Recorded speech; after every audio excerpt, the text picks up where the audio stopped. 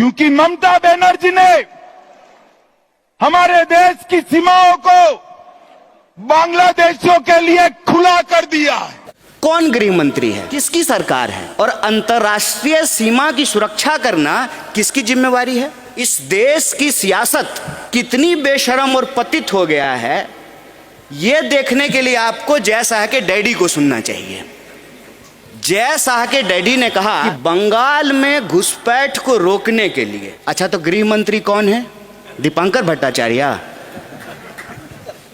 कौन गृह मंत्री है, किसकी सरकार है, और अंतर्राष्ट्रीय सीमा की सुरक्षा करना किसकी जिम्मेवारी है? राज्य सरकार की जिम्मेवारी है कि केंद्र सरकार की जिम्मेवारी है?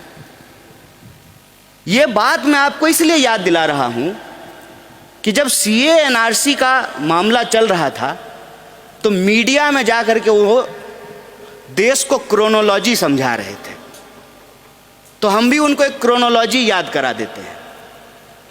वक्फ बिल की चर्चा हो रही थी, वक्फ बिल पे जबरदस्ती, मीडिया तो है ही इनके साथ, स्वाभाविक बात है, जिसका रोटी खाएगा उसके लिए भाव भाव करेगा। जनता की मीडिया थोड़ी है, बुरा मत मानिएगा। आप पत्रकारों को कुछ नहीं कह रहे हैं, आप कैमरा पर्सन को कुछ नहीं कह रहे हैं, हम आपके मालिकों के बारे में कह रहे हैं। मीडिया दिन रात माहौल बनाया और बोला कि वक्फ में बहुत ज़्यादा भ्रष्टाचार है। अच्छा तो कौन से डिपार्टमेंट में भ्रष्टाचार नहीं है? कौन सा डिपार्टमेंट में भ्रष्टाचार बिल्कुल खत्म हो गया है? हम तो कहते हैं कि आज के दौर में भ्रष्टाचारी होना राजनीति में ऊपर जाने का सबसे बड़ा जो है क्वालिटी है। जो जितना बड़ा भ्रष्ट है वो उतने अच्छे पोजीशन पर है। देश की सत्ता चल किस पे रही है? भ्रष्टाचारियों, अवसरवादियों और कमीशन खोरों की ही सरकार तो चल रही है। किसी भी डिपार्टमेंट में चले जाइए, कानून कुछ भी हो, कमीशन जितना मोटा दीजिएगा काम उतना ही आसानी से होता है, मक्खन की तरह। तो कहे कि वक्फ में भ्रष्टाचार बहुत है, इसलिए नया कानून ला करके मुसलमानों का भला करना चाहते हैं, जैसे कानून ला करके किसानों का भला करना चाहते थे। कोई मांगा नहीं, जबरदस्ती भला करना चाह रहे थे। किसानों ने कहा कि ये भलाई नहीं चाहिए।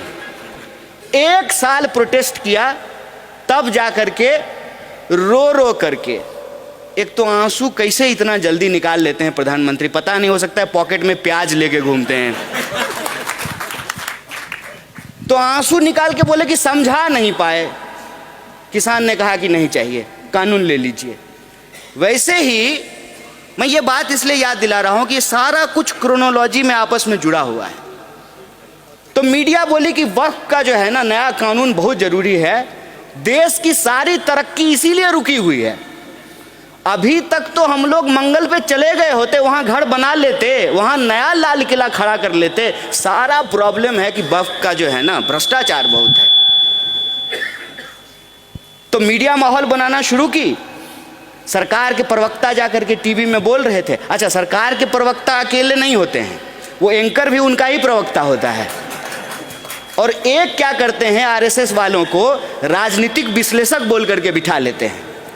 तो आप अलग अलग पार्टी से 3 लोग जाइएगा, वो एक ही पार्टी से 3 लोग बैठे रहते हैं, एक एंकर, एक भाजपा का प्रवक्ता और एक जो राजनीतिक विश्लेषक बैठा हुआ वो भी उन्हीं का आदमी है। मीडिया में माहौल बना दिया। और मेरा नाम कन्हैया है, स्वाभाविक रूप से आप समझ सकते हैं कि मैं कौन हूं।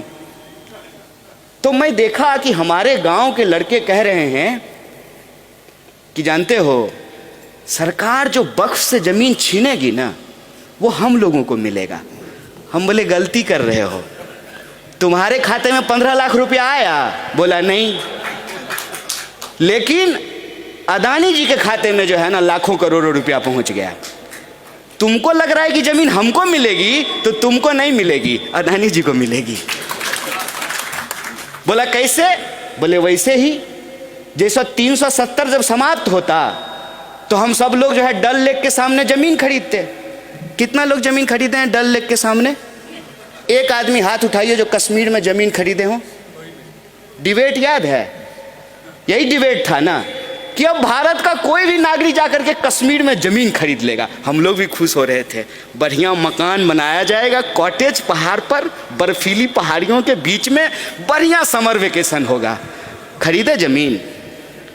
ये खेल समझना होगा। ये सारी लड़ाइयां, दोस्त का सारा मुनाफा आपके जेब पे डाल देते हैं और आप अपनी जेब देखें नहीं, इसीलिए औरंगजेब का बहस शुरू कर देते हैं। कितना मजेदार है। आप औरंगजेब पे बहस कीजिए, वो आपकी जेब काटते रहेंगे।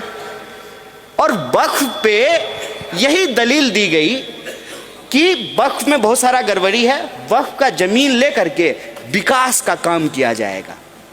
अव्वल तो ये बताइए, जिन मुसलमानों का भला ये वक्फ का बदल करके करना चाहते हैं, उन मुसलमानों के लिए उत्तर प्रदेश की सरकार ने कानून बनाया कि आप अपने छत पर भी नमाज पढ़िएगा तो आपको पासपोर्ट छीन लेंगे।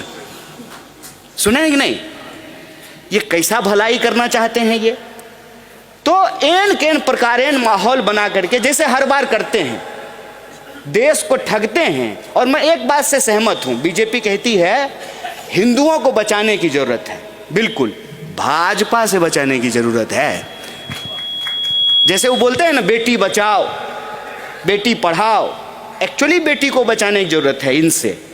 डिजिटल इंडिया का असली फायदा अगर कोई उठा रहा है तो बीजेपी का नेता और कार्यकर्ता उठा रहा है।